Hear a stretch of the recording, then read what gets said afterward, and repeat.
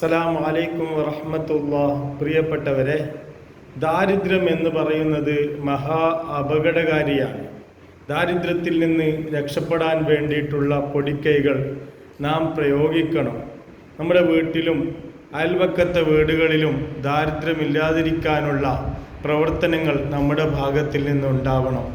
നബി സല്ലല്ലാഹു അലൈഹി വസല്ലമ തങ്ങൾ പറഞ്ഞു, മൻ ഖറഅ ഖുൽ ഹുവല്ലാഹു അഹദ്, ഖുൽ ഹുവല്ലാഹു അഹദ് സൂറത്ത് ഓതിയാൽ ഹീന യദ്ഖുലു മൻസിലഹു, വീട്ടിലേക്ക് പ്രവേശിക്കുന്ന സമയം ഒരാൾ ഖുൽ ഹുവല്ലാഹു അഹദ് സൂറത്ത് ഓതിയാൽ നഫത്തിൽ ഫഖ്റു അൻ അഹ്ലി ദാലിക്കൽ മൻസിലി, ആ വീട്ടുകാരെ തൊട്ടും വൽ ജിറാനി, അയൽവക്കത്തുള്ള വീട്ടുകാരെ തൊട്ടും ദാരിദ്ര്യം നിർമാർജനം ചെയ്യുമെന്ന് നബി സല്ലല്ലാഹു അലൈഹി വസല്ലമ തങ്ങൾ നമ്മെ പഠിപ്പിക്കുന്നുണ്ട്.